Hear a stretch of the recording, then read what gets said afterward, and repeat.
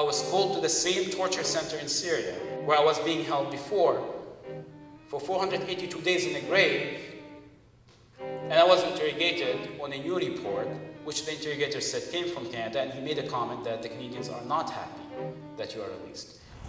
I've been detained and tortured for 2.5 years in Syria and Egypt.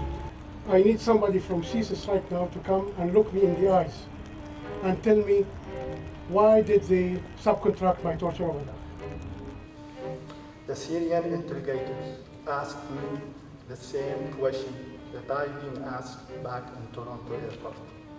I couldn't believe it. I was being tortured and asked questions that must have come from Canada. I think most Canadians know that there's international torture, but they probably don't know the complicity of the Canadian government. And that's the thrust of this particular campaign.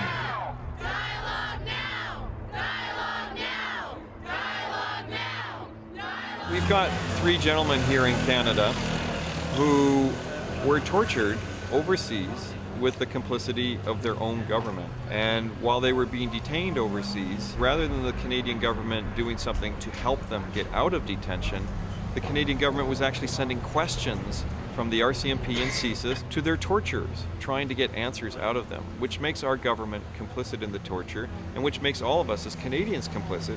So we are on this caravan to go to our nation's capital to demand accountability, to find out why they were targeted for torture, and how we can end the rot which is in the system, which is actually allowing these horrific human rights abuses to occur.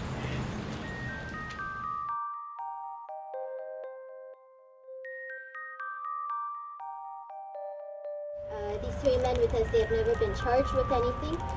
No evidence has been brought forth in front of them to explain why they were detained and tortured. And I want to know how we can pretend to call ourselves a democracy where some citizens enjoy more rights than others. I have the right to know the truth of what happened to me. And I actually don't think that only myself and my family needs to know. As Canadian citizens, we need to know the truth and what happened because it affects us all. The secrecy in this inquiry is a continuation of torture. I'm calling on Prime Minister Harper for a full, open inquiry into our cases. We see here a pattern in which Canadian citizens are targeted for overseas detention, interrogation, and torture. How many other individuals have gone through what these men have gone through with Canadian complicity? How are we going to make sure this never happens to anyone else?